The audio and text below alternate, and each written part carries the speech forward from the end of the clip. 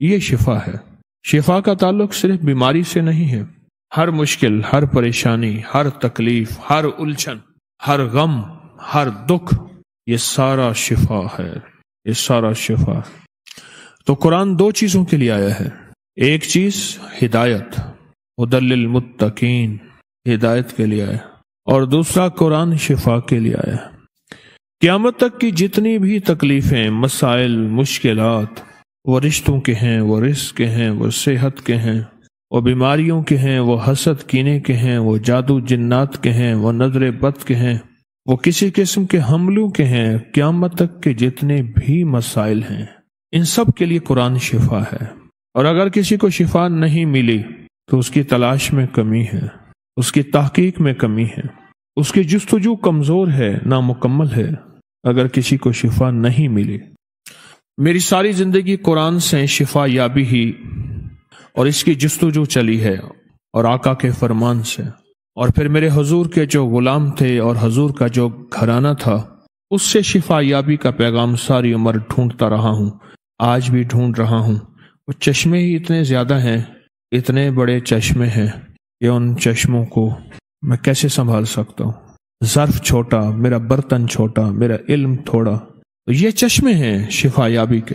سارا قرآن شفا، رحمت، برکت، عافیت، سارا قرآن اور راحت۔ قرآن میں ایک سورت ہے، وہ سورت رحمان ہے۔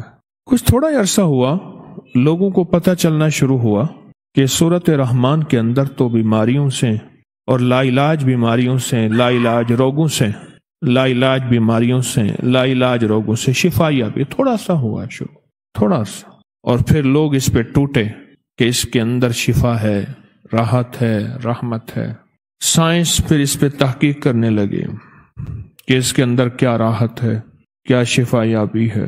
بیماریوں کے، تکلیفوں کے جو پرانے روگ ہیں، ان پرانوں روگوں میں یہ کیسے استعمال ہو اور پرانے روگ کیسے ختم ہوں، کہ اس میں شفا یابی کے کیا روحانی راز ہیں، کیا برکتیں ہیں، کیا خیریں ہیں۔ آپ اس کو پڑھیں، صرف منٹ لگتے ہیں، گھنٹے نہیں لگتے، لمحے اور منٹ لگتے ہیں، لیکن اس کے پڑھنے میں آپ کو حیرت انگیز سرور ملے گا، سکون ملے گا، اور حیرت انگیز طور پہ اندر ایک راحت ملے گی۔ اس کو سننے میں، اس کو پڑھنے میں، اس کو دیکھنے میں۔ قرآن سننا شفا ہے، قرآن دیکھنا شفا ہے، قرآن بولنا شفا ہے، قرآن پڑھنا شفا ہے، قرآن سوچنا شفا ہے، سب شفا ہے۔ اس کا لکھنا شفا، اس کا گھول کے پینا شفا، یہ سب شفا کے راز ہیں۔ یہ رب راحت اور شفا یابی کے چشمے ہیں۔ تکلیفیں جب بڑھ جائیں، مشکلات بڑھ جائیں، تو معلوم ہوتا ہے کہیں کمی ہے جو ہم تکلیفوں میں مبتلا ہیں۔ ہم قرآن کے چشموں سے وہ نہیں پا رہے جو رب نے قرآن میں رکھا ہے۔ کہیں کمی ہے جو ہم تکلیفوں میں مبتلا ہیں، کہیں کمی ہے۔ اگر جنات قرآن نہ پڑھتے تو پتہ نہیں ہمارا حال کیا ہوتا۔ آج بھی بڑی بڑی پرنٹنگ پریس اور بڑی بڑی مشینیں ہیں، دن رات قرآن چھاپ رہی ہیں، اور قرآن چھپ رہا ہے اور بک رہا ہے، کہاں جاتا ہے؟ امت تو بہت دور چلی گئی، قرآن کہاں جاتا ہے؟ بتانے والے بتاتے ہیں، دیکھنے والے دیکھتے ہیں، اور جن کی آنکھیں کھلی ہیں وہ بتاتے ہیں کہ جنات بہت زیادہ قرآن پڑھتے ہیں، بہت زیادہ جھگڑ کے، لڑ جھگڑ کے کیا مطلب؟ اور میں یہ سورت تبارک الذی، سورت ملک، یہ ایسی ہے کہ اللہ سے جھگڑا کرے گی کہ یا اللہ، یہ بندہ دنیا میں مجھے پڑھتا تھا، اس کی بخشش نہیں ہوئی۔ اللہ پاک فرمائیں گے اچھا ٹھہر جا، میں اس کی بخشش کرتا ہوں۔ جھگڑا کرے گی، دولت مند، مال سے مالدار، عہدے سے عہدے دار لوگ آتے ہیں۔ اس قرآن میں سورت رحمان ہے، اور جس میں اللہ نے ساری نعمتوں کا تذکرہ کیا ہے۔ میں نے جو چیز پڑھی اس کا پھر بہت تجربہ ہوا۔ آخری لمحے میں انہوں نے وصیت کی، ایک اللہ والے تھے، درویش تھے، صاحب کمال تھے، وصیت کی کہ میری 7، 14، 21 نسلوں میں 2 چیزوں کی کمی نہیں آئے گی، ایک بیٹوں کی، ایک دولت کی کمی نہیں آئے گی۔ المال والبنون، قرآن نے کہا ہے، ایک مال، دوسرا بیٹے، کمی نہیں آئے گی۔ آگے لکھا انشاءاللہ، اور پھر آگے جو بات لکھی، کہا میں ساری زندگی دن میں کسی وقت مجھے سورت رحمان یاد ہے، ایک دفعہ سورت رحمان ان نعمتوں کا تصور کر کے پڑھ لیتا ہوں، میں نے ساری زندگی ایک بار بھی سورت رحمان نہیں چھوڑی۔ اور اللہ پاک نے سورت رحمان میں تقریباً 24 نعمتوں کا تذکرہ کیا ہے، 24 نعمتوں کا تذکرہ کیا ہے، اور یہ کیا اس لیے ہے، یہ نعمتیں تمہیں دینی ہیں، یہ نعمتیں دینے کے لیے تذکرہ کیا ہے۔ اور فرمایا میں اس نیت سے ساری عمر میں سورت رحمان پڑھتا رہا کہ اللہ اس سورت رحمان کی برکت سے میری نسلوں میں سے بیٹے اور رزق، مال اور بیٹے، اس کی کمی نہ کرنا۔ صاحب کتاب نے جس نے یہ بات لکھی اس میں لکھا ہے کہ میں اس خاندان کی اب تک 9 نسلوں کے بارے میں معلومات کر چکا ہوں، نہ ان میں بیٹوں کی کمی ہے نہ مال کی کمی ہے۔ انہوں نے کہا تھا 7، 14 یا 21، 7، 14 یا 21۔ روزانہ میں ایک بار سورت رحمان پڑھ لیتا ہوں، بس کسی بھی وقت چلتے پھرتے۔ اس میں ساری نعمتیں ہیں، اس میں سارے انعامات ہیں، اس میں صحت کے خزانے، اس میں شفا کے خزانے، اس سے رحمت کے خزانے، اس میں راحت کے خزانے، اس میں برکت کے خزانے ہیں۔ یہ ایسی نعمت ہے کہ جس کے بارے میں نے آپ کے عرض کیا تھا کہ جو بندہ عصر کی نماز کے بعد سانس روک کے یا رحمان پڑھ لے، جتنی دفعہ پڑھ لے، 11 بار پڑھ لے عصر کی نماز کے بعد، جادو ٹوٹتا دیکھا، بیٹے ملتے دیکھے، بے اولادوں کی جھولیاں بھرتے دیکھیں، جو شخص نماز عصر کے بعد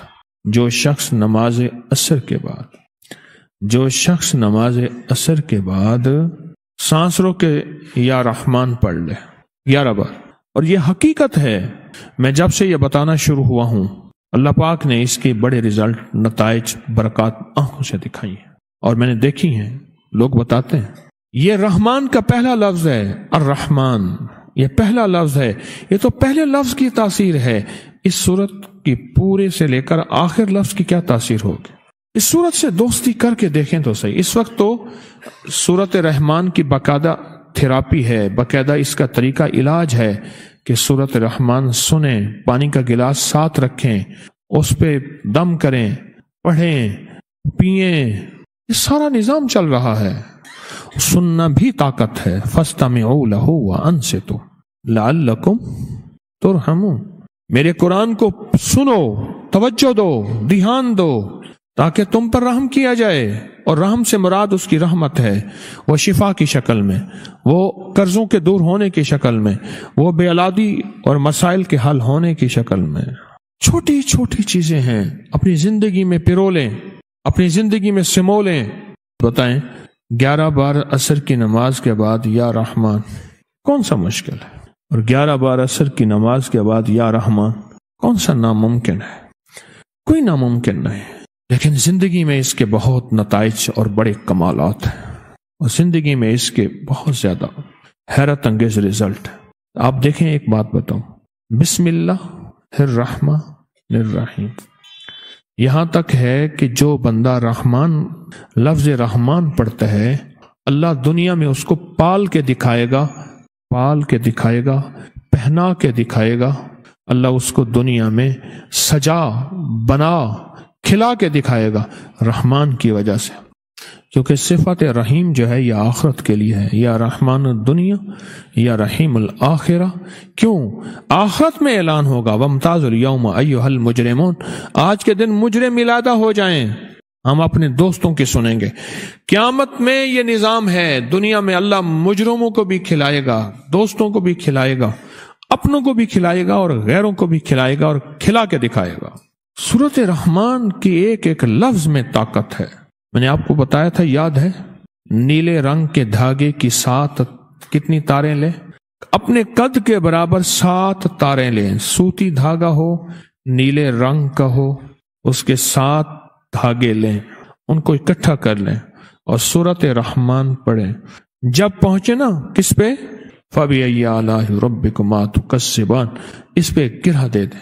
ہوا یہ کہ میں ایک سفر میں گیا، ایک صاحب تھے، وہ دھاگا پڑھتے تھے اور قد کے برابر کہتے تھے دھاگا لے آؤ، اور دھاگا لا کے اور پھر پڑھتے تھے اور پھونک مارتے تھے، اور لوگ ان کو ہدیہ دیتے تھے، اور بعض اوقات یہ بھی کرتے تھے کہ میں دھاگا دے رہا ہوں تجھے اولاد کے لیے، پھر میں تجھ سے جو ہے نا بھینس لوں گا، کسی کو کہتے گائے لوں گا، اور پھر کہتے دے جانا ورنہ پھر یہ نہ ہو کہ اولاد واپس ہو جائے۔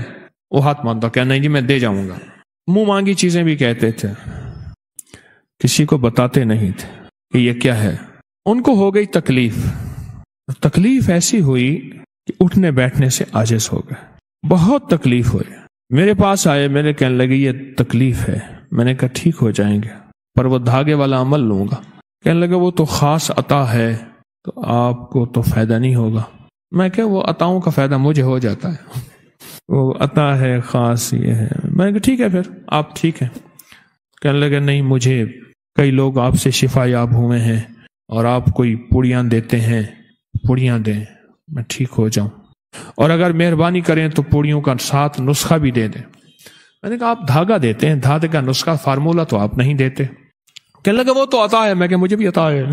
عاجز آ گیا، میں نے پوڑیاں دی، اور پتہ کس چیز کی دی؟ گوند کی کر، گوند سہاجنا، دیسی اجوائن، 3 چیزیں آپ کو وہ پوڑیاں بھی بتا دیں۔ گوند کی کر، گوند سہاجنا جسے مورنگا کہتے ہیں، آج کل دنیا بیچاری مورنگا، گوند کی کر، گوند سہاجنا اور دیسی اجوائن، ایک ایک چھٹاک لے لیں، باریک پیس لیں، آدھی چمچ یا 1 چمچ صبح دوپہر شام یا صبح شام۔ پرانے جوڑوں کا درد ہو، کمر کا درد ہو، شیٹی کا یہ جو ہے ارک النساء کہتے ہیں یہ ہو، مہروں اور ڈسک کے مسائل ہوں، اور گردن پہ جو ہے کالر لگا ہوا ہے اس کے مسائل ہوں، پٹھوں کا کھچاؤ ہو، بہت سارے امراض کے لیے بڑا فائدہ ہے۔ میں کئی عرصے سے مسلسل اسے بتا رہا ہوں۔ میں نے یہ پوڑیاں بنا کے دے دی، میں نے کہا یہ آپ کھائیں، آپ کو فائدہ ہو جائے آ جانا، پھر میں آپ کو نسخہ دوں گا، آپ مجھے اپنا فارمولہ دے دینا کہ دھاگے پہ کیا پڑھتے ہیں۔ آج نا ایک اللہ والے میرے پاس بیٹھے تھے، انہوں نے بڑی کام کی بات کہی، دل کو لگی۔ کہنے لگے کہ آج پوری دنیا حاتم طائی کا نام لیتی ہے۔ حاتم طائی تو مسلمان ہی نہیں تھا، اس کا بیٹا عدی حضور کی بارگاہ میں آیا، حضور نے اس کا بہت اکرام کیا۔ حاتم طائی کا نام لیتی ہے، اصل بنیادی طور پہ وہ سخی تھا۔ اللہ کے ہاں سخی پسند ہے، وہ مال کا سخی ہو یا اعمال کا سخی ہو، مال بانٹتا ہو یا اعمال بانٹتا ہو، اللہ کو سخی پسند ہے۔ ویا شیطان سخی سے ڈرتا ہے، عبادت گزار سے نہیں ڈرتا۔ کیوں؟ شیطان کو پتہ ہے کوئی ایسی رحمت کا جھونکا آئے گا، یہ سخی رنگا جائے گا، سخی مال کا ہو یا اعمال کا ہو، یہ تسبیح خانہ سخاوت بانٹ رہا ہے۔ ان کو میں نے پوڑیاں دی، یہی گوند کی کر، گوند سہاجنا اور دیسی اجوائن، ہم وزن، یہ پوڑیاں دی۔ میں نے یہ نہیں بتایا اس میں ہے کیا، خیر آئے تو بہت فائدہ تھا، سیدھے چل رہے تھے، کچھ تکلیف ابھی باقی تھی لیکن بہت فرق تھا، جو چل نہیں سکتے تھے۔ کہنے لگے بہت فائدہ ہے، اب یہ اس کا نسخہ لکھ کے دیں، اس کا فارمولہ لکھ کے دیں۔ میں نے کہنے لگے وہ میں لکھ کے لے آیا ہوں۔ میں کہ مجھے کیسے یقین ہے کہ آپ نے اس میں لکھا ہے اور نقطہ چھوڑ دیا ہے، 100% لکھا ہے، مجھے کیسے یقین ہے کہ واقعی آپ نے 100% لکھا ہے، میں کیسے یقین کروں؟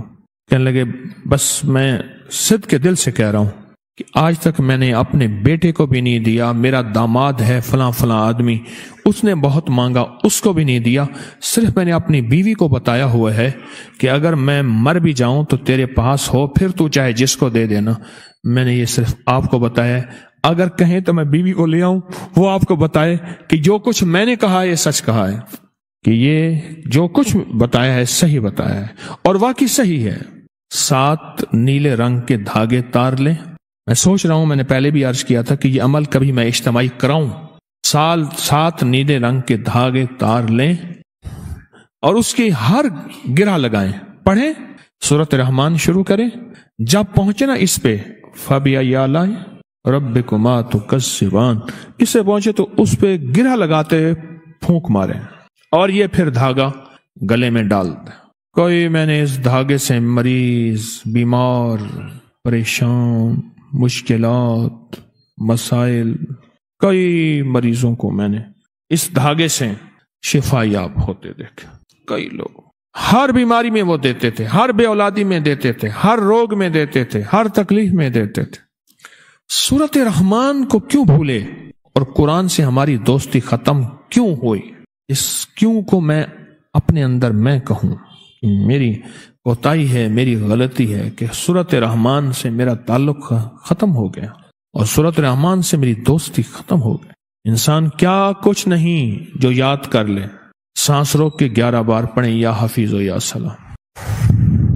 جب غرض ہوتی ہے نا، اب آپ یہ بتائیں، آپ چاہتے ہیں آپ کی نسلوں سے اللہ 2 نعمتیں نہ چھینے، بیٹے اور مال، اور حالات یہ نظر آ رہے ہیں جن حالات میں مہنگائی کا طوفان ہے، صرف اس وطن میں نہیں پوری دنیا میں، جن حالات میں مہنگائی کا طوفان آنے والے وقت میں یاد رکھیے گا، ایک وقت آئے گا جب صبح بندہ اٹھے گا، قرآن کے کاغذ ہوں گے، ورق ہوں گے، حرف نہیں ہوں گے۔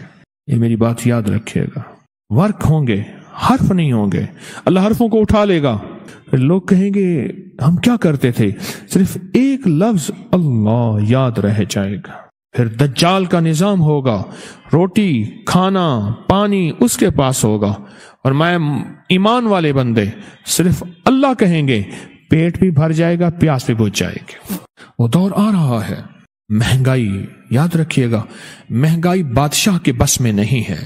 آپ کے وطن کا بادشاہ کہے کہ میں مہنگائی کو کم کر دوں، اس کے بس میں نہیں ہے۔ یہ اوپر کے فیصلے ہیں، عرشی نظام ہے، یہ فرشی نظام نہیں ہے۔ اس مہنگائی کے دور میں جو بڑھتی چلی جا رہی ہے، اگر اپنی نسلوں کے لیے رزق باقی رکھنا ہے، اور اپنی نسلوں کے لیے رزق باقی رکھنا ہے، جیسے اس درویش نے نصیحت وصیت کی تھی آخری وقت میں، اور وصیت یہ کی تھی کہ میری 7 میری 14 میری 21 نسلوں میں بیٹوں کی کمی نہیں ہوگی اور مال کی کمی نہیں ہوگی، اور جس شخص نے لکھا کہا کہ 9 نسلوں کو تو میں جانتا ہوں کہ 9 نسلوں میں نہ بیٹوں کی کمی ہے، نہ مال کی کمی ہے، نہ رزق کی کمی ہے، نہ دولت کی کمی ہے۔ یہ وہ چیزیں ہیں جو ہماری نسلوں کے لیے پائیدار ہیں، یہ وہ چیزیں ہیں جو ہماری نسلوں کی ضرورت ہیں، یہ وہ چیزیں ہیں جو ہماری نسلوں کے کام آنے والی ہیں۔ اپنے دل کا احساس بیدار کریں، یہ چیزیں ہمیں کیسے حاصل ہو جائیں۔ ایسا نہ ہو کہ ہماری نسلوں سے مال دولت چیزیں چھن جائیں، رزق تونگری چھن جائیں، اور ہماری نسلوں میں اللہ پاک رحمتیں نعمتیں چھین لے، اور ساری چیزیں ہم سے جدا ہو جائیں اور خالی ہو جائیں۔ یہ سورۃ رحمان تحفظ کرتی ہے۔ اور میری بات غور سے سنیں، جب بندہ مر جائے گا تو ایک فرشتہ نا قبرستان میں کنکر اٹھا کے دفن کرنے والوں کو مارتا ہے، توجہ کیجیے گا، اور ایک لفظ کہتا ہے جو آج کے بعد اسے بھول جانا، اور ہم بھول جاتے ہیں۔ اور جب گھر والے میت کو رو رہے ہوتے ہیں، دروازے پہ کھڑے ہو کے ایک فرشتہ زور سے اعلان کرتا ہے، جنات انسانوں کے علاوہ ساری مخلوق سنتی ہے، اور اعلان کیا کرتا ہے؟ اعلان یہ کرتا ہے کہ کیوں روتے ہو، میں اس گھر میں اس وقت تک آؤں گا جب تک کہ کوئی ایک نہیں رہے گا۔ اب جب میت کو رکھا جاتا ہے تو اس کے دائیں طرف نماز، بائیں طرف قرآن، عبادت ہر طرف سے گھیر لیتی ہے۔ جو قرآن اسے وہاں جا کے سنبھالے گا قبر کی دنیا میں، اور قبر کی زندگی لاکھ کروڑ ارب سال کی ہمیشہ ہمیشہ کی زندگی ہے، وہ 70-80 سال کے یہاں فیصلے نہیں کروا سکتا؟ کیوں نہیں کرا سکتا؟ وہ قرآن 70-80 سال کے فیصلے کیوں نہیں کرا سکتا؟ یہ جو سورۃ رحمان ہے نا، یہ روٹیوں کی طرح ڈھال ہے۔ کیوں؟ اس میں اللہ پاک جل شانہ نے اپنی عظمتوں کو، اپنی نعمتوں کو، اپنی عطاؤں کو بیان کیا ہے۔ یہ نعمت ہے میری، یہ نعمت ہے، یہ نعمت ہے، اپنی نعمتوں کو بیان کیا ہے۔ یہ ڈھال ہے بلاؤں، مصیبتوں، پریشانیوں، تکلیفوں، آفات میں، یہ ڈھال ہے۔ لفظ رحمان ڈھال ہے۔ ایک راجہ تھا، یہ برصغیر کے راجوں مہاراجوں کے بارے میں بہت تحقیقات پہ کتابیں چھپی ہیں، بہت تحقیقات پہ۔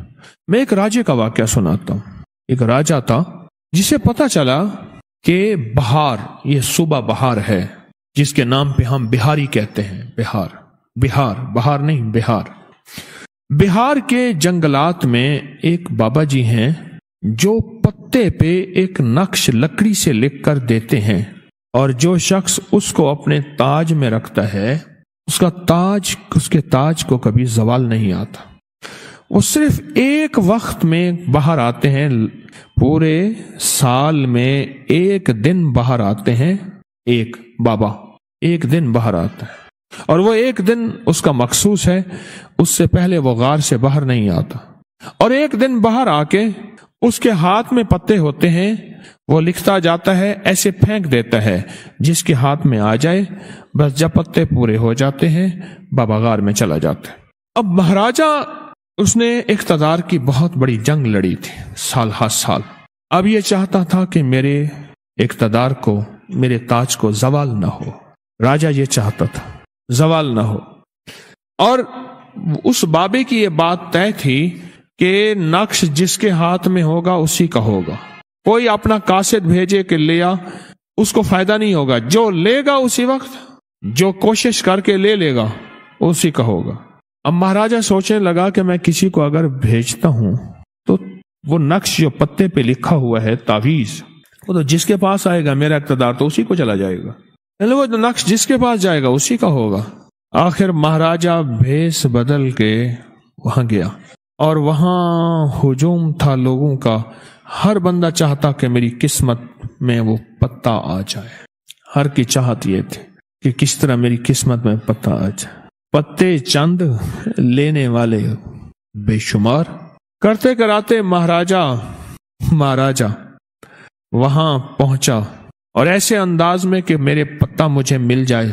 بابا جی آئے اور آ کے پتا لکھا. ایسے بیٹھ کے لکھنا شروع کر دیتے تھے، ایسے پھینک دیا. اور مہاراجا یعنی وہاں یہ ہوتا تھا کہ شاید بندوں کا خون ہو جاتا، اتنا زیادہ مخلوق خدا اس نقش تعویذ پتے کو لیتی تھی کہ بندے کا خون ہو جاتا. اور مہاراجا نے وہ پتا لے لیا، اس کے پاس آ گیا. اب اس کے اندر جستجو تھی کہ اس پہ لکھا ہوا کیا ہے. اور لکھا لکڑی سے ہوتا تھا، اور پتے کے اوپر وہ تازہ پتا ہوتا تھا، اسی وقت وہ لکھائی مٹ جاتی تھی، بس ختم، اس کا نشان نہیں رہتا تھا. اس نے بڑے بڑے عامل، بڑے بڑے پیر، بڑے بڑے رمل والے، جفر والے، بڑے بڑے، ان کو دکھایا کہ یہ کیا نقش ہے. کہ بہت بڑا عامل تھا، اس نے کہا کہ یہ سورت رحمان کے لفظ رحمان کا نقش ہے. سورت رحمان کے لفظ کا نقش ہے. اب بادشاہ نے کیا کیا؟ بادشاہ نے یہ کیا کہ وہ راجا تھا، مسلمان نہیں تھا. اس نے اس کو حفاظت سے رکھنا اپنے تاج کے ساتھ. اس نے کیا کیا؟ اس نے سونے کے اندر اس کو ڈھلوا لیا، یعنی سونے کی لیمینیشن کرا لی، سونے کی، پترے کی، اور تاج میں رکھا. 92 سال کی عمر پائی راجا نے. موت نے تاج کو جدا کیا، ورنہ راجا پہ جتنے بھی قاتلانہ حملے، زہر کے حملے بادشاہوں کو ہوتے ہیں. نواب نے کہا سوہن حلوہ کو دل چاہ رہا. نواب کی مخصوص بوڑھی خادمہ جس نے نواب کے والد کی بھی خدمت کی تھی، اس نے سون حلوہ دیا، اور سون حلوہ کھاتے ہی نواب اچھلا، الٹی خون کی آئی، وہیں مر گیا. 32 سال کی عمر میں نواب بہاول خان وہیں 32 سال کی عمر مر گیا. اب پھر یہ ہوتا تھا، نواب کے برتن، اگلے جو شہزادہ ہوتا تھا اس کے وہ برتن خاص ہوتے تھے جن میں کھانا کھاتا تھا، اور اس برتن کی خاصیت یہ تھی کہ اگر زہر ملا کھانا اس برتن میں آتا تو برتن ٹوٹ جاتا تھا. اس کی خاصیت برتن کی یہ تھی. اس نے وہ نقش، لمبی کہانی ہے پھر، کہ اس نقش کو کیسے تحقیق کیا، پھر اس نقش کو کیسے سمجھا، سنبھالا، اور پھر اس نقش کو آگے کیسے چلایا. سورت رحمان یاد کریں، میری منت بھی ہے، درخواست بھی ہے، مشورہ بھی ہے. سورت رحمان یاد کریں. اچھا ویسے بھی آدھی یاد ہر بندے کو ہوتی ہے، اتنی سنی ہے، اتنی سنی ہے. آدھی یاد تو ہر بندے کو ہوتی ہے، آدھی یاد ہر بندے کو ہوتی ہے، اتنی سنی ہے. سورت رحمان اگر یاد کریں اور اس کو روز چلتے پھرتے، گاڑی میں، بائک میں، دفتر میں، کہیں بھی ایک دفعہ پڑھ لیں.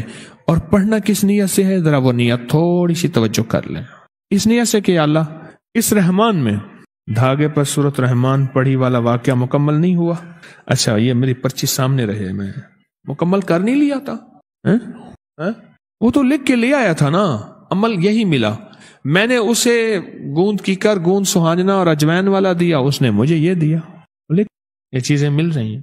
اب وہ سنیں کہ سورت رحمان پڑھنی کیسے ہے، اور کس جذبے، کس نیت، کس کیفیت اور کس انداز سے پڑھنی ہے سورت رحمان۔ سب سے پہلے تو یہ دیکھیں کہ سورت رحمان میں ساری کی ساری نعمتوں کا تذکرہ ہے، نعمتوں کا تذکرہ ہے، نعمتوں کا۔ اتنی زیادہ نعمتیں سورت رحمان میں اللہ نے سمو دی اور پرو دی ہیں، ساری نعمتیں۔ ان نعمتوں کو اللہ تو مجھے عطا کر دے اپنے غیب کے خزانے سے، وہ نعمتیں، اور اللہ مجھے میری نعمتوں کو، میری نسلوں کو بھی ان نعمتوں سے محروم نہ رکھ۔ یاد رکھے میری ایک بات کو، یاد رکھے میری ایک بات کو، یاد رکھے میری ایک بات کو، دعائیں نسلوں تک چلتی ہیں اور بد دعائیں نسلوں تک چلتی ہیں۔ کیوں کہتے ہیں اس بندے کو کسی کی دعا ہے، اس خاندان کو کسی کی دعا ہے، اس گھر کو کسی کی دعا ہے؟ کیوں کہتے ہیں وہ دعاؤں کا کوٹ، وہ دعاؤں کی ترتیب ختم ہو گئی، میں ویران ہو گیا، چلتی ہیں۔ اور بد دعائیں، لعنت، پھٹکار، یہ بھی نسلوں میں چلتے ہیں۔ اللہ مجھے آپ کو دعائیں لینے والا بنا دے، دعائیں دینے والا بنا دے۔ اس کو کہتے ہیں دعا گو، دعا جو۔ دعا گو میں نے آپ کو دعا دی، اور دعا جو میں آپ کی دعا کا طالب ہوں، محتاج ہوں۔ ہم دعائیں دینے والے اور دعائیں لینے والے بنے۔ کوئی ایسا پیشہ، میں اشارے کر رہا ہوں، میں اشارے کر رہا ہوں، کوئی ایسا پیشہ، کوئی ایسی نوکری، کوئی ایسا سبجیکٹ نہ ہو اس سے میرے پیچھے لوگوں کی آہیں اور بد دعائیں پیچھا کریں، آہیں اور بد دعائیں پیچھا کریں۔ کوئی ایسا پیشہ، کوئی ایسا شعبہ نہ ہو کہ بد دعائیں میرا پیچھا کریں اور بد دعائیں مجھے کھا جائیں، کوئی ایسا نہ ہو۔ اب اس کی نیت پہ پھر غور کریں۔ میں جو بتانا چاہ رہا ہوں یہ بہت بڑا سمجھ لیں کہ خلاصہ بھی ہے اور سورت رحمان کا مکھن بھی ہے۔ اس میں ساری نعمتیں ہیں، سورت رحمان میں ساری نعمتیں ہیں سورت رحمان۔ ایک نعمت کا اور بھی ذرا ذہن نشین رکھیے گا، آپ مجھے ذرا گن کے بتائیں گے سورت رحمان میں نون کتنے ہیں، یہ ضرور گن کے بتائیں گے۔ ایک نقش ہوتا ہے جس میں صرف نون لکھا جاتا ہے، نون والقرآن۔ نون وہ ہے جو حروف مقطعات میں سے ہے، نون وہ ہے جس کا معنی صرف میرے رب کو پتہ ہے، اور نون وہ ہے جس کے راز و نیاز اللہ نے اپنے پاس رکھے ہیں۔ آپ گنیں گے اور ضرور بتائیں گے سورت رحمان میں نون کتنے ہیں۔ اب کیا کرنا ہے؟ تصور ہو کہ یا اللہ جتنی بھی نعمتیں ہیں اور جتنے بھی انعامات ہیں اور جتنے بھی برکتیں ہیں اس سورت رحمان کی، اللہ مجھے دے، پوری امت کو دے اور میری نسلوں کو دے۔ کبھی بھی نہ پوری امت کو نہ بھولنا، امت کے بادشاہ، غلام، امت کے غریب، امت کے فقیر۔ آج ایک صاحب آئے، میاں بیوی، مجھے عجیب بات کہنے لگے۔ انسان جب نماز کی جگہ بیٹھا ہو نا تو یہ اذان ہوتی ہے باہر والوں کے لیے۔ کن کے لیے؟ بعض اوقات مسئلے کا پتہ نہیں ہوتا، کہتے جی اذان کا جواب نہیں دیا۔ آج ایک خاندان آیا اور عجیب بات کہی، کہنے لگے ایک وقت یہ تھا کہ حالات بہت تلخ تھے، اب وقت یہ ہے گھر میں 4 گاڑیاں ہیں اور ایک بیٹا اتنے لاکھ کماتا ہے، ایک بیٹا اتنے لاکھ کماتا ہے۔ ایک صاحب کہنے لگے یہ حالات تھے، اب حال یہ ہے ایک بیٹا مہینے کا 21 لاکھ کماتا ہے، ایک بیٹا یہ کماتا ہے، ایک بیٹا یہ کماتا ہے تسبیح خانے کے فیض اور برکت سے، اور ایک بیٹا کو یہ نے یہ عطا کیا، یہ عطا کیا، یہ عطا کیا۔ کبھی سوچا ہی نہیں تھا کہ اتنا ہمیں مل سکتا ہے۔ میری درخواست ہے آپ سے، کبھی بھی امت کے بغیر کوئی وظیفہ نہ کرنا، کوئی دعا نہ مانگنا۔ یا اللہ اس میں جتنی نعمتیں ہیں سورت رحمان میں، جتنے انعامات ہیں سورت رحمان میں، جتنی برکتیں ہیں سورت رحمان میں، جتنی عنایات ہیں سورت رحمان میں تیری، اور اللہ میرے علم میں ہے یا نہیں ہے۔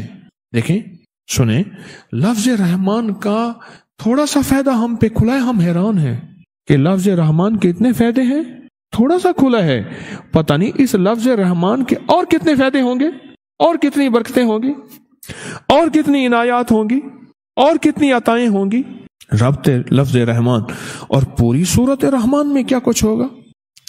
اس میں اللہ نے اپنی نعمتوں کی بارش کی ہے کہ اللہ یہ ساری نعمتیں مجھے، میری نسلوں کو، پوری امت کو عطا فرما۔ مجھے جب کوئی بندہ کہتا ہے نا مجھے یہ ملا یہ ملا یہ ملا، آپ نہیں سوچ سکتے مجھے راحت پہنچتی ہے، مجھے خوشی پہنچتی ہے۔ آج کی ملاقات میں ایک صاحب میرے پاس آئے، چپ کر کے انہوں نے خط رکھ دیا، میں لفظ صاحب کہہ رہا ہوں بس ختم، خط رکھ دیا کہ آپ کی وجہ سے میں زندگی کی کتنی بدکاریوں سے نکلا اور کتنے گناہوں سے نکلا، اس کی وجہ یہ تھی کہ میری آخری ضرورتیں بھی پوری نہیں ہوتی تھیں، جو آخری ضرورت یہ ہے کہ میرا پیٹ تو بھر جائے کم از کم۔ یاد رکھیے گا، یہ غربت انسان کو، یہ فقر انسان کو، یہ فاقے انسان کو کفر تک لے جاتے ہیں، ایمان اور عزت بیچنے تک لے جاتے ہیں۔ 2 دن پہلے کی بات ہے کہ ایک صاحب میرے پاس آئے، ان کی باری تھی ملاقات کی، گھنٹی بجی، اندر آئے، ایسے جھولی لے کے کھڑے ہو گئے کہ آج میں آپ سے اللہ لینے آیا ہوں اور کچھ نہیں لینے آیا۔ اچھا، میں کہ اللہ ہی ملے گا، اللہ تجھے بھی دے، اپنا نام بھر کے اللہ مجھے بھی دے۔ نہیں، میں اللہ لینے آیا ہوں۔ اتنا جذباتی، اتنا جذباتی، اس کو بٹھا دیا۔ آخر میں جب اس کا جلال ختم ہو گیا پھر بلایا، پتہ اس نے کیا بات کہی؟ مجھ سے کہنے لگا میرا رزق بہت تھوڑا ہے اور میرے پاس کچھ بھی نہیں ملتا، میں ایک دکان پہ نوکری کرتا ہوں، اس دکان سے میں روزانہ یا کبھی کبھی 200 300 400 چرا لیتا ہوں، اب تسبیح خانے کی نسبت ملی ہے، میرے پاس کچھ نہیں ہے، فاقوں کے فاقے ہیں، اب چلو کچھ نہ ملے پر میرے رزق کو حلال کر دے اور مجھے اللہ دے دے، میں کسی کے پیسے کو ہاتھ نہ لگاؤں۔ یہ ساری نعمتیں سورۃ رحمان میں موجود ہیں، رزق، بیٹے، دولت، عزت، سکون، پھل، چشمے، جواہرات، معدنیات، لؤلؤ والمرجان، یہ معدنیات ہیں، یہ جواہرات ہیں، یہ ساری سورۃ رحمان میں موجود ہے۔ اور وہ خوش قسمت ہے جو سورۃ رحمان کو اس نیت سے پڑھے کہ یا اللہ جو میرے علم میں نعمتیں ہیں اور جو تیرے علم میں ہیں، میرا علم محدود ہے، تیرا علم لا محدود ہے، یا اللہ جو نعمتیں ہیں، یا اللہ اے اللہ یہ ساری نعمتیں میں ان کا تصور کرتا ہوں، میں ان کا استحضار کرتا ہوں، میں ان کا تصور کرتا ہوں، میں ان کا تصور کرتا ہوں، اللہ یہ ساری نعمتیں مجھے عطا فرما۔ اے میرے اللہ، آپ نے اپنے ہاتھوں سے بنایا، جنت میں رکھا، پھر فرشتوں سے سجدہ کرایا، تو یا اللہ ان سے خطا ہوئی، وہ بھی اللہ کے امر سے ہوئی، اللہ نے زمین پہ بھیجنا تھا، یا اللہ تو ان کو زمین پر بھیج دیا، اور زمین پر بھیج کر ان کا رنگ بہت زیادہ سانولا ہو گیا۔ پھر اللہ پاک نے حضرت آدم کے پاس وہی بھیجی کہ اگر آپ اسی طرح حسن و جمال چاہتے ہیں جس طرح جنت میں حسین سے حسین تر تھے، کیونکہ فرمایا پوری دنیا میں مردوں میں خوبصورت آدم ہے، پھر حضرت یوسف ہیں، اور حسن و جمال میں میرے آقا، اور خواتین میں سب سے زیادہ حسین حوا ہے، سب سے زیادہ حسین۔ تو اللہ پاک نے فرمایا کہ وہی بھیجی کہ میرے لیے 13ویں تاریخ کا روزہ رکھیں، تو آدم نے روزہ رکھا، صبح دیکھا تو ان کا تہائی بدن گورا ہو گیا۔ وہی بھیجی 14ویں کا روزہ رکھیں، تو انہوں نے 14ویں کو روزہ رکھا تو ان کا آدھا بدن، 2/3 بدن گورا ہو گیا۔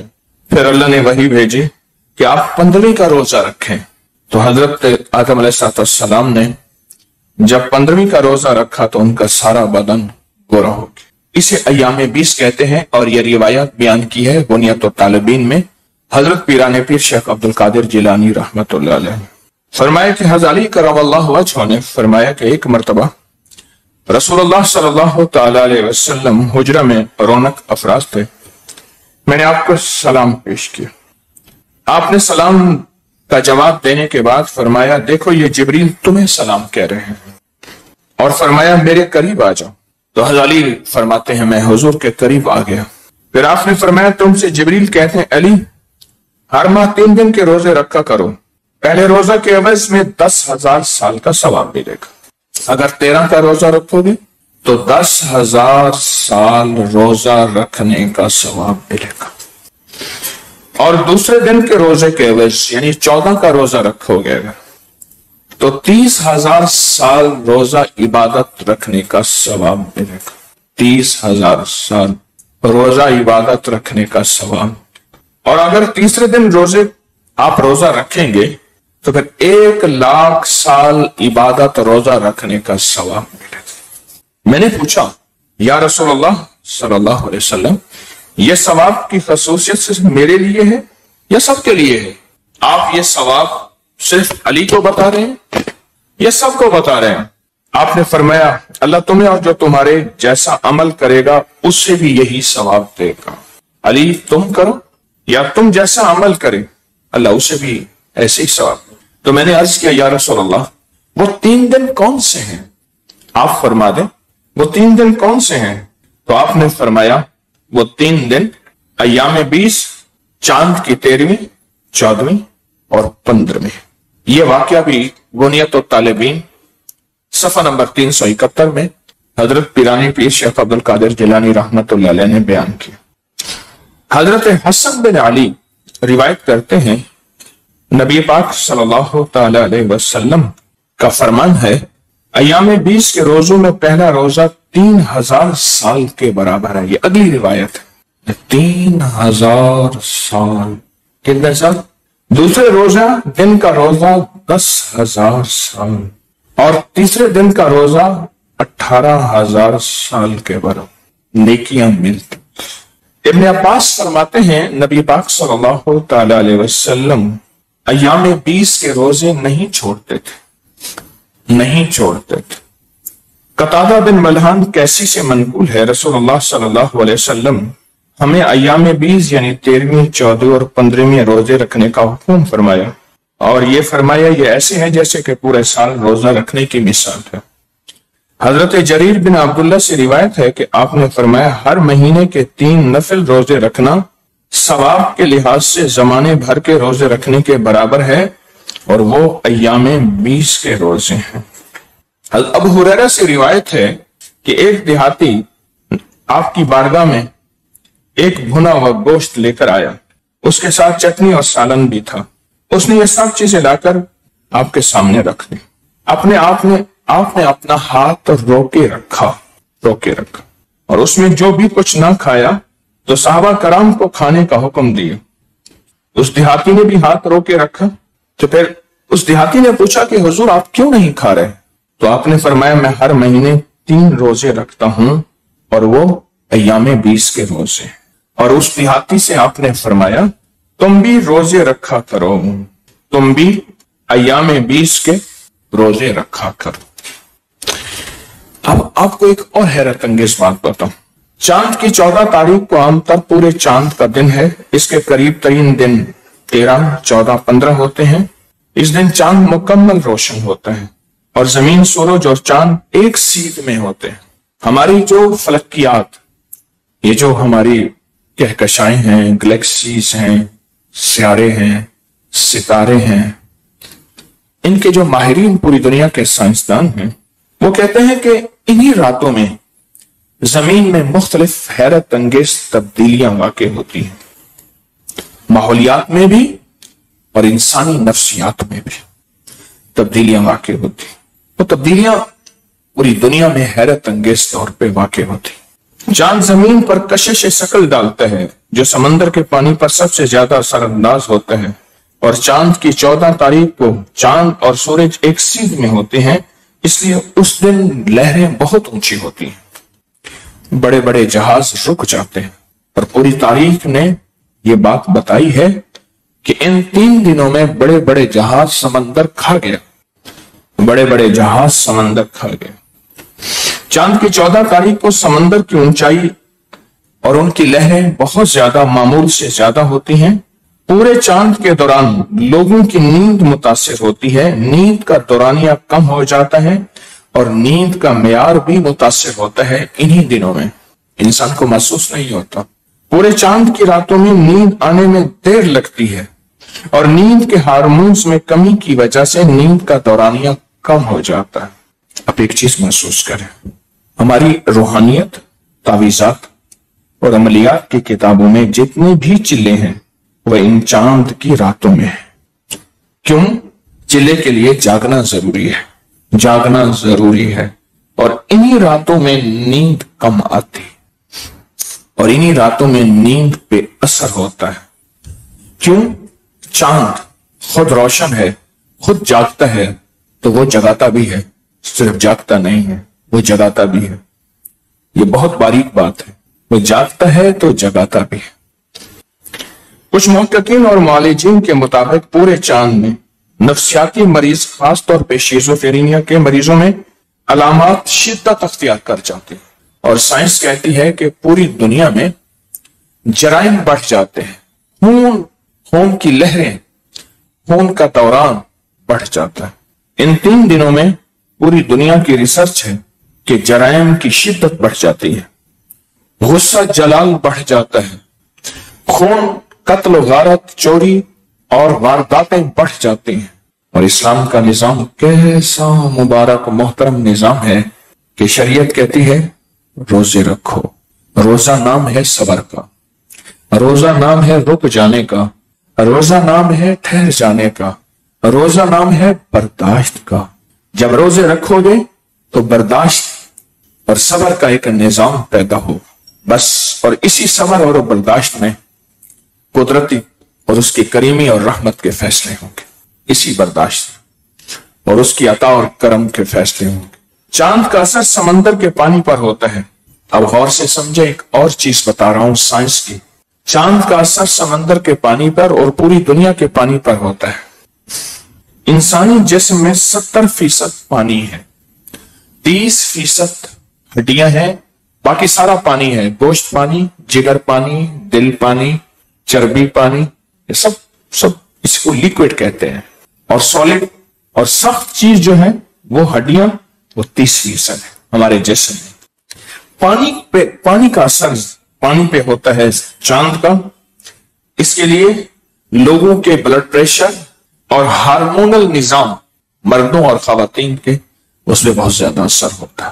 اور کائنات کے سب سے بڑے معالج میرے آقا مدینے والے نے فرمایا ان 3 دنوں میں روزہ رکھ لو، تم بڑے بڑے حادثات، بڑی بڑی بیماریاں، بڑے بڑے واقعات اس سے بچ جاؤ گے۔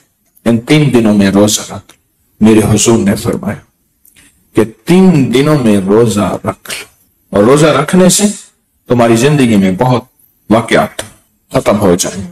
روزہ رکھنے سے یہ نفلی روزے کی برکات ہے، یہ نفلی روزے کی تاثیر ہے، اور یہ نفلی روزے کے کمالات ہیں۔ نفلی روزے اب اس چاند کا خواتین پر بھی اثر ہوتا ہے اور بچوں پر بھی اثر ہوتا ہے، اور ان کے ہارمونز پہ اثر ہوتا ہے، اور بچوں کے آداب، چچڑاپن، ان کے مزاج اور ان کی طبیعتوں پہ اثر پڑتا ہے۔ میں بعضوں کا سوچتا ہوں انگریز نے اتنی تحقیق تو کی ہے کہ کون سی روشنی لگائیں گے تو مچھر آئے گا اور مکھی آئے گی، اور آگے راڈ لگے ہوئے ہوں گے، ان میں بجلی ہوگی اور وہ مر جائیں گے۔ تو اگر وہ سرخ اور تیز روشنی لگاتے مچھر بھاگ جاتا، انہوں نے دودھیا روشنی لگائی اس کے لیے، مچھر، مکھی، کیڑا مکوڑا اس کی طرف جاتا ہے۔ چھوٹی چھوٹی چیزوں کو انگریز نے نہیں چھوڑا، وہ چیزیں جو ہم بھول گئے، جنہیں ہم نے فراموش کر دیا، ہمیں چھوڑ دیا، انگریز ان چھوٹی چیزوں پہ تحقیقات کی انتہا کر چکا ہے۔ اور یہی ایام 20 کے روزوں کی طاقت ہے، یہی ایام 20 کے روزوں کی تاثیر ہے، اور اسی کا کمال ہے۔ مرگی کے مریض ایپیلیپسی، ان راتوں میں ان میں شدت اور تبدیلی کے واقعات رونما ہوتے ہیں۔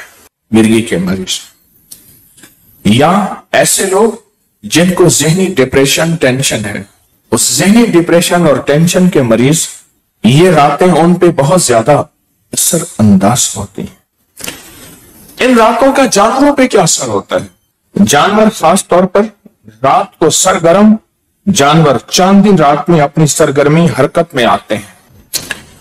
میرے والد صاحب رحمت اللہ علیہ کے ایک جاننے والے تھے، ان کو ہم چاچا مصر کہتے تھے، رحمت اللہ علیہ، فوت ہو گئے۔ وہ کہتے تھے کہ ہمارے ہاں ایک ٹھیڑ ہے، ایک غرق شدہ شہر ہے، اس میں سے سکے بھی نکلے، چیزیں بھی نکلتی، میں بلکہ اینٹیں بھی لے آیا۔ ان کا نلکا تھا تو نلکے کے آگے اینٹیں لگی ہوئی تھی، تو میں نے دیکھا تھا کہ اینٹیں کوئی خاص ہیں۔ میں نے کہا اینٹیں کہاں سے لی؟ کہنے لگے ہم یہ ایک پہیے والی ٹرالی نہیں ہوتی جس کو بندہ لے کے چلتا ہے، یہ لے کے جا رہے تھے تو آگے ٹرالی کا جو پہیہ ہے زمین میں دھنس گیا، تو ہم نے کھودا تو وہ کنواں نکلا، ہزاروں سال پرانا شہر، उस कुएं में से सारी ईंटें हमने निकाल ली। ये जो कमरा बना हुआ है इसकी बुनियादों में वो सारी ईंटें लगा दी हैं। कुछ ईंटें बची थी तो हमने ये नलके के आगे रख दी। वो नलके वाली ईंटें उठा के ले आया मैं, और वो मैंने अपने म्यूजियम में रखी। मुझे पुरानी चीजों का शौक है, इसलिए कि ये हमारा विरसा है, इसकी हिफाजत होनी चाहिए। तो बात चली थी तो कहने लगे कि वहां गर्क शुदा एक शहर है, हजारों साल पुराना। एक सांप है, सिर्फ 14वीं की रात को निकलता है। 14वीं की रात निकलता है, और उसके अंदर एक खास मादा होता है, उसकी एक इस्तिलाह है। उसके अंदर उसका एक जौहर होता है, वो उसको ऊपर फेंकता है गोली की तरह, और फिर उसको मुंह में पकड़ता है, फिर फेंकता है, खेलता है उसके साथ। अगर नीचे गिर जाए तो फिर उसको मुंह से उठाता है, उसके साथ खेलता है। क्या कहते हैं उसे, कोई बताए?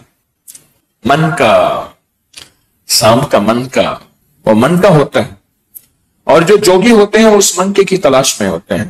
कहने लगे कि जोगी आया, उसे पता चला कि यहां 14वीं रात पे सांप आता है और इस जगह आके अपने मंके से खेलता है। उसके मुंह से मंका निकालता है, वो फेंकता है ऊपर, फिर मुंह से उसको मुंह में लेता है। उसने क्या किया, उसने सारे घरों से राख इकट्ठी की। कोई 2-3 हफ्ते लोगों से राख इकट्ठी करता रहा, राख इकट्ठी की। जिस जगह सांप ने 14वीं रात को आना था उस जगह राख बिछा दी सारी, ताकि उसका मंका जब गिरे तो राख में गुम हो जाए। मंका गिरे तो राख में गुम हो जाए, बस उसको वही मंका चाहिए था। और उस मंके की ताकत है सांप के डसे के लिए, खजानों के लिए, और उसकी अजीब गरीब तासीर है। एक वो मंका, एक बिल्ली की जेर, आवन नाल।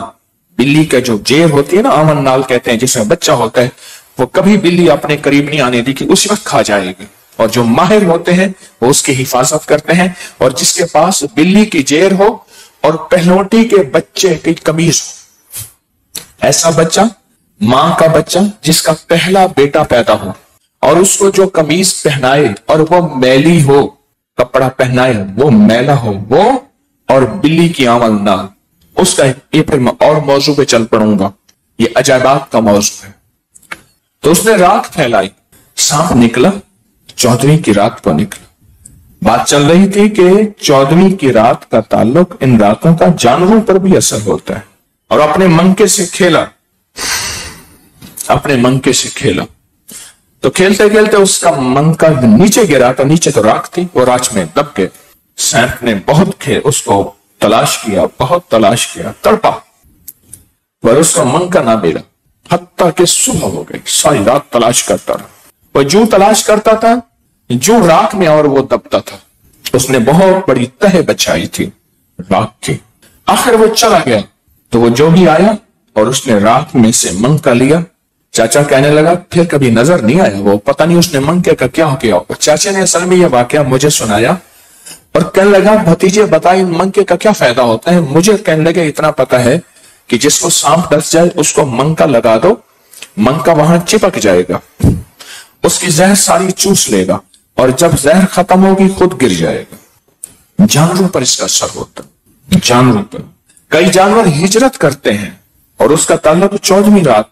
आपका ये बटेर साइबेरिया से आता है, हजारों मील, तीतर हजारों मील का सफर करके सर्दियों में। तलोर, कश्मीरा, ये परिंदे हैं जो बर्फ के रहने वाले हैं।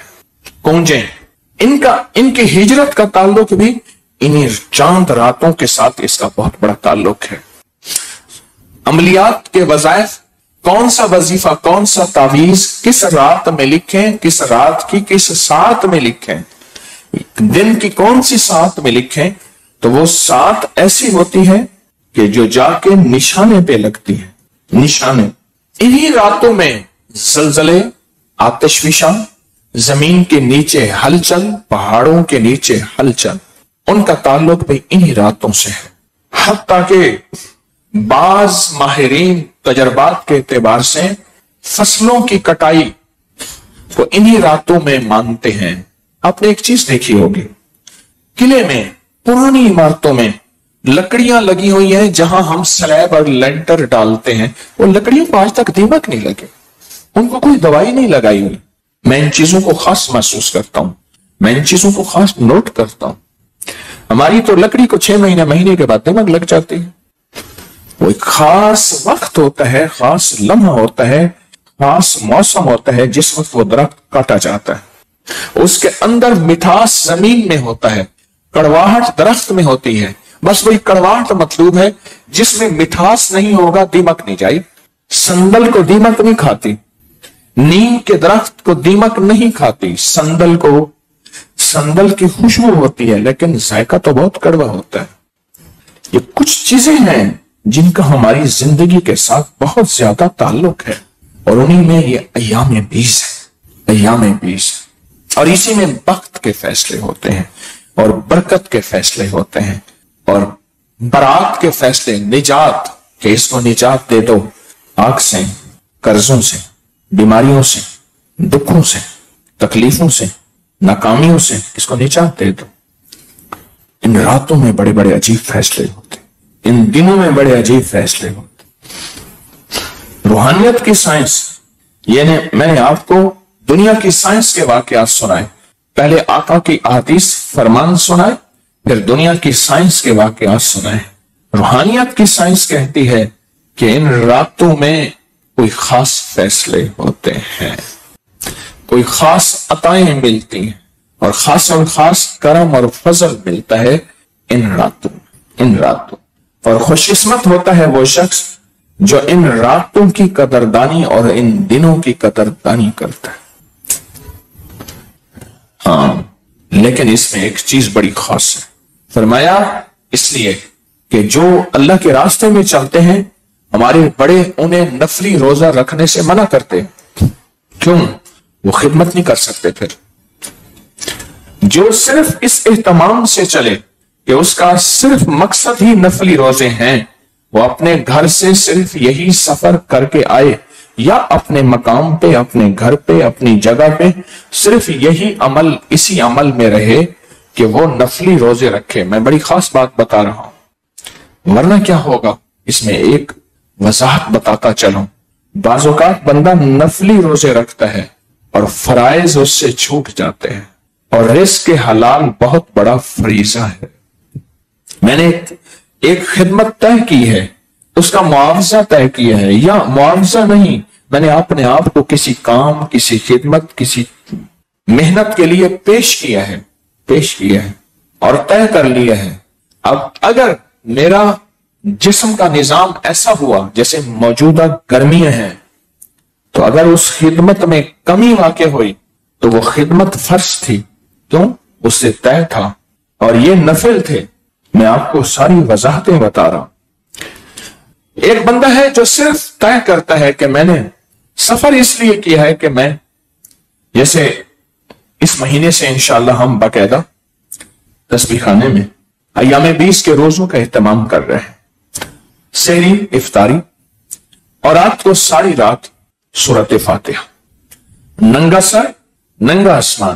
لیکن یہ شرط خواتین کے لیے نہیں. اس کی بہت زیادہ تاثیر ہے، اس کی بہت زیادہ طاقت ہے، اور بہت زیادہ قوت ہے. جو ان راتوں میں سورۃ فاتحہ پڑھتا ہے، وہ سارے قرآن کو پڑھتا ہے، اور سارے قرآن کے لفظ کو پڑھتا ہے، حرف کو پڑھتا ہے، جز کو پڑھتا ہے، وہ سارے قرآن کو پڑھتا ہے جو ان راتوں میں سورۃ فاتحہ پڑھتا ہے. کیوں؟ جو سارے قرآن میں ہے وہ سب سورۃ فاتحہ میں ہے. جو سب سورۃ فاتحہ میں ہے وہ ایاک نعبد و ایاک نستعین ہے. جو بندہ بسم اللہ کے ساتھ ان راتوں میں کھلا اور بہت زیادہ سورۃ فاتحہ پڑھتا ہے تو سارے قرآن کی تاثیر اس کو ملتی ہے، اور قرآن کی ایک ایک آیت پہ جو وعدے ہیں اللہ کے، ایک ایک آیت پہ جو اللہ کی رحمت اور اللہ کا فضل ہے، وہ سارا کا سارا اس کو ملتا ہے جو سورۃ فاتحہ پڑھتا ہے. کھڑے ہو کے پڑھ لیں، بیٹھ کے پڑھ لیں، درمیان میں کوئی حاجت ہو وہ پھر باوضو ہو جائیں، اور اس کو بہت زیادہ پڑھیں. آپ چاہیں تو 2 نفل پڑھ لیں، نفل کی نیت باندھ لیں، اور اس میں سورۃ فاتحہ کا تکرار کریں، بہت زیادہ. ہاں، 2 نفل کر لیں، اس میں ایاک نعبد و ایاک نستعین کا تکرار کریں. سورۃ فاتحہ کا بھی تکرار کر سکتے ہیں بہت زیادہ. یعنی ایک ہی نفل میں 500 بار سورۃ فاتحہ، 200 بار، 100 بار، پھر اگلی سورت ملا کر رکوع، پھر سجدہ، پھر اگلی رکعت، پھر اس میں سورۃ فاتحہ کا تکرار، مسلسل سورۃ فاتحہ پڑھ رہا، پھر اس کے بعد کوئی سورت ملا کے رکوع سجدہ. یہ 4 رکعت اکٹھی بھی پڑھ سکتے ہیں، 2 رکعت بھی پڑھ سکتے ہیں. طاقت بہت ہے، فیصلے ہو جاتے ہیں. راتوں میں ہم راتوں کو اٹھ کے روتے ہیں جب سارا عالم سوتا ہے. عالم سو رہا ہے، عالم سو رہا. کل میں ایک چینل کو پروگرام دے رہا تھا تو مجھ سے کہنے لگے رات کو دیر سے سونے کے کوئی نقصانات. میں نے کہا ایک اللہ والے تھے، وہ کہتے تھے رات کو یا کنجری جاگتی ہے یا کتا جاگتا ہے، یا پھر اگر کوئی تیسرا جاگتا ہے تو رب کو منانے اور رونے والا جاگتا ہے. رب کو منانے والا، رونے والا، بلکنے والا، تڑپنے والا، سسکنے والا، وہ پھر جو ہے وہ جاگتا. یہ راتیں وہ ہیں جو پھر آپ کی نسلوں کے لیے فیصلے کرواتی ہیں. نسلوں کے لیے. میں نے کئی دفعہ کہا میں اپنے بڑوں کے مزارات پہ جا کے بیٹھتا ہوں، نہ خاموش ان کو ہدیہ کرتا ہوں اور کھو جاتا ہوں اور ان کا شکریہ ادا کرتا ہوں،